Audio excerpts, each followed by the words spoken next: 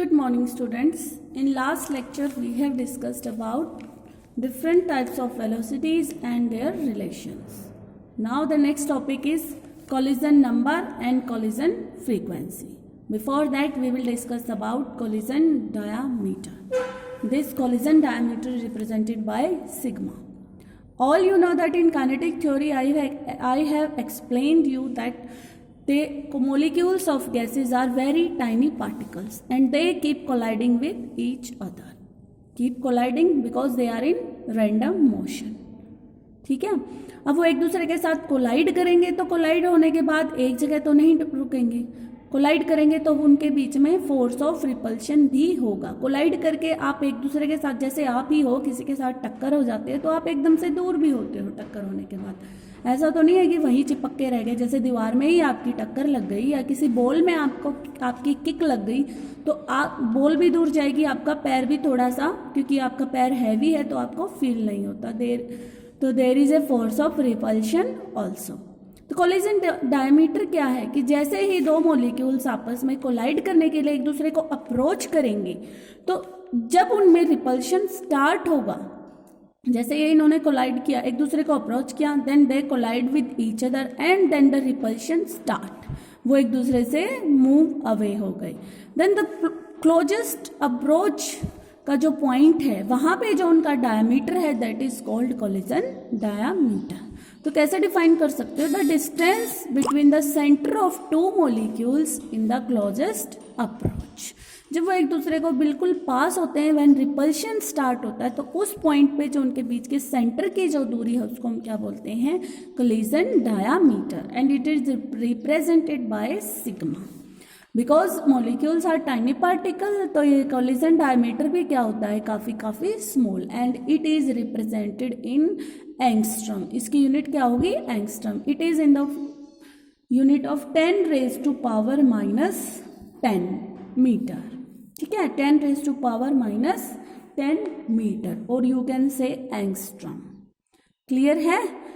Now we will move to collision number. This collision number is represented bye NC and this NC is what? Collision number क्या है कि एक single molecule एक second में जितने भी कोलिजन फेस करेगा that is called collision number. Collision number क्या है? क्योंकि अभी मैंने क्या बताया, बार बार वही चीज रिपीट करनी पड़ेगी कि molecules in gas keep colliding with each other. तो नंबर क्या है? एक सिंगल मॉलिक्यूल उस गैस में एक सेकंड में जितने भी कोलिजन फेस करेगा, या तो वो खुद जाके टकरा रहा है या दूसरा मॉलिक्यूल उस पर आके टकरा रहा है, that is called collision number. Clear है कि एक सिंगल मॉलिक्यूल एक सेकंड में जितने कोलिजन करेगा that is called collision number. Next is your collision frequency that is represented by Z. ठीक है, उससे पहले देख लेते हैं. NC is equal to √2 pi V sigma square N. क्या है? कोलिजन नंबर की वैल्यू क्या है? √2 पाई. √2 constant, pi is also constant, V क्या है? Average velocity of A molecule. Sigma is your collision diameter. अभी यह बताया है ऊपर, sigma is your collision diameter and is number of molecule in 1 centimetre cube. ठीक है, नंबर ऑफ मॉलिक्यूल प्रेजेंट पर unit volume of your gas. Next is collision frequency. Collision frequency क्या है? Number of collision per unit time पर unit volume of gas. ठीक है, collision frequency क्या है कि एक सेकंड में एक यूनिट वॉल्यूम में जितने भी मॉलिक्यूल्स होंगे उनमें जो कोलिजन आपस में होगा that is your collision frequency. अब NC और Z का डिफरेंस क्या है? देखो, यहाँ एक सेकंड में जितने सिंगल मॉलिक्यूल ने जितने भी कोलिजन फेस किए that is your collision number. But एक सेकंड में 1 सेंटीमीटर क्यूब में जितने भी मॉलिक्यूल प्रेजेंट है उन सब ने आपस में जो कोलिजन किए that is your collision frequency. समझे? वहां कोलिजन किसका है? सिंगल मॉलिक्यूल का. यहाँ कोलिजन किसका है? 1 सेंटीमीटर क्यूब में, यानी पर यूनिट वॉल्यूम जितने भी मॉलिक्यूल्स प्रेजेंट हैं उनका आपस का collision. That is represented by Z and it is given by the formula 1/√2 pi V sigma square N square. This is your collision frequency. Now we will derive the relation. This one, for example, we will take a cylindrical shape container. ठीक है, हम क्या ले रहे हैं, एक cylindrical shape container जिसकी radius है 2 सिग्मा, और इसके अंदर यहाँ क्या प्रेजेंट है आपका, गैसियस मॉलिक्यूल. एक नहीं, बहुत सारे. कोई भी गैस आपने इसमें लिया है तो उसमें कोई सिंगल मॉलिक्यूल नहीं होगा. There will be numerous number of tiny particles called molecules. ठीक है, अब इस एक सिंगल मॉलिक्यूल की डायमीटर क्या है, that is equal to sigma, और ये जो आपने सिलेंडर लिया है इसकी लेंथ क्या है, v. ठीक है, उसकी लेंथ हमने क्या ली है, v. क्लियर है. Now let's assume this single a molecule will move from here to there, यानी ये v डिस्टेंस कवर करेगा और इसकी स्पीड क्या है, let's assume only this a is moving and all other particles are stationary. ठीक है, सिर्फ ये a मूव करेगा, बाकी सब क्या होंगे, स्टेशनरी. सो ये उन मॉलिक्यूल्स के साथ कोलाइड करेगा जो इसके रास्ते में आएंगे, जिनकी रेडियस क्या होगी, इसके अंदर लाई करेगी. जो ये है इससे ये कोलाइड नहीं करेगा. देखो ये यहाँ से यहाँ सीधा चलता जाएगा, इससे कोलाइड नहीं करेगा. ठीक है, and it will move with the speed v centimetre पर सेकेंड. तो ये 1 सेकेंड में इतना चल जाएगा. तो 1 सेकेंड में ये जितने भी मॉलिक्यूल्स यहाँ होंगे उन सब के साथ कोलाइड करेगा. तो वो क्या होगा, कोलिजन फ्रीक्वेंसी नंबर.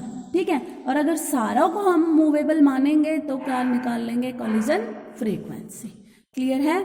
इसके लिए हमें क्या चाहिए, वॉल्यूम ऑफ दिस सिलेंडर. क्यों, क्योंकि we will calculate number of molecule present in this total volume. तो वॉल्यूम ऑफ सिलेंडर का फॉर्मूला क्या होता है, pi r square l. This is formula of volume of your cylinder, that is pi r square l. L क्या है, length of this cylinder, r क्या है, radius of this cylinder, और पाई तो कांस्टेंट है ही. नाउ ये जो सिलेंडर हमने लिया इसकी लेंथ क्या है, v. मैंने शुरू में ही बोला था we have taken a cylinder of length v. तो this L will be replaced by V and the radius is equal to this sigma. Radius of the cylinder is equal to sigma. So यहाँ क्या आ जाएगा, pi V sigma square. This is your volume of cylinder of length V and radius equal to molecular diameter. ठीक है. Now if n is the number of molecules present per centimeter cube. अब अगर number of molecules present per unit volume is equal to n, then total number of molecules क्या हो जाएंगे इस पूरे volume में, then it will be pi v sigma square into n.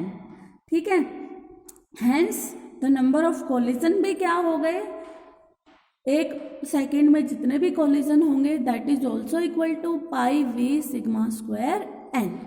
Now अगर हम इन सभी मॉलिक्यूल्स को मूवेबल मान लें, अभी तक हमने क्या माना था कि सिर्फ ए मूव कर रहा है, बाकी क्या है, स्टेशनरी. ठीक है, अब अगर हम सभी को मूवेबल मान लें तो क्या होगा, effect, there will be some effective collision.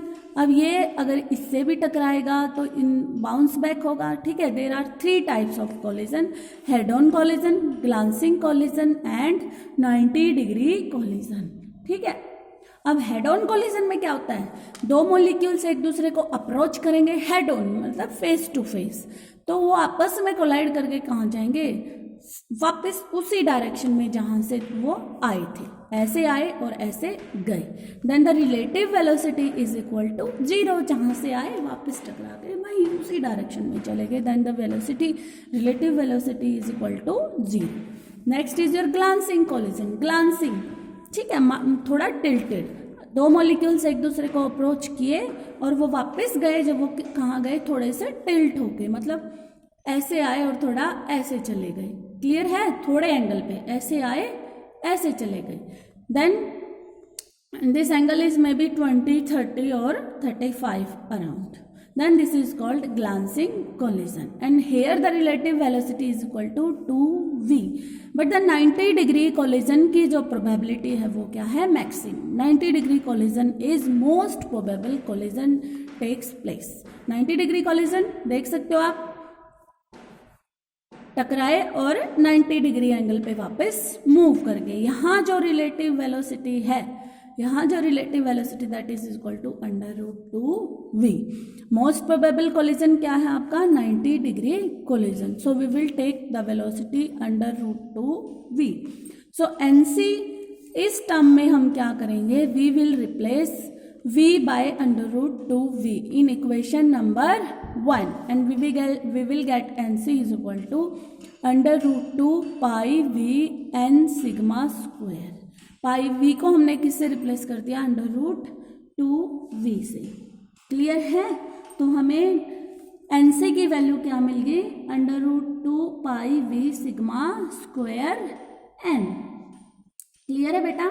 Now if ये क्या है, एक सिंगल मॉलिक्यूल के collision, so it is called nc.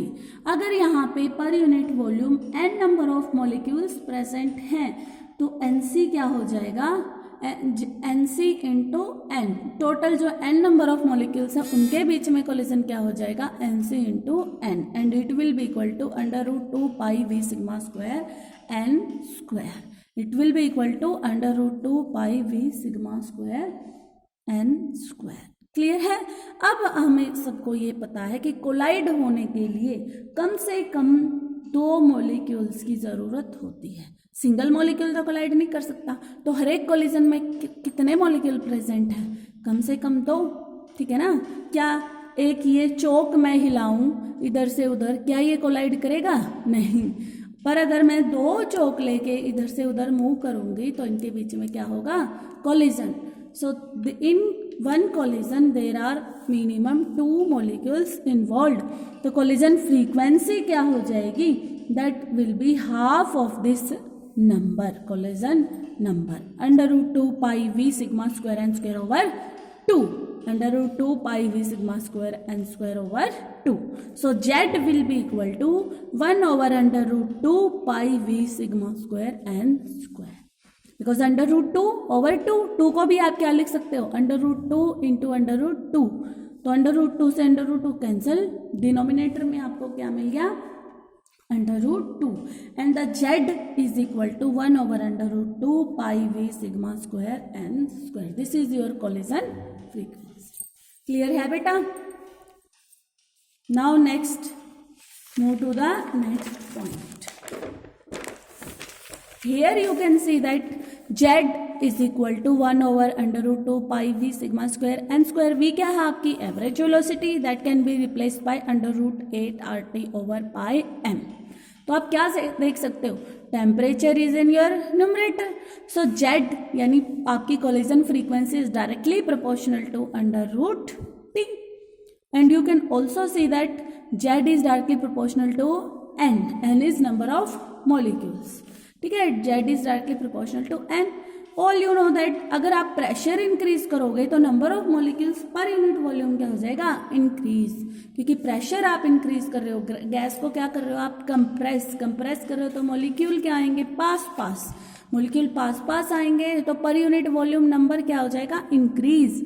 तो Z is also directly proportional to pressure. अब बात ये हुई कि आप चाहे प्रेशर बढ़ाओ या आप चाहे टेम्परेचर बढ़ाओ, कोलिजन फ्रीक्वेंसी विल इंक्रीज.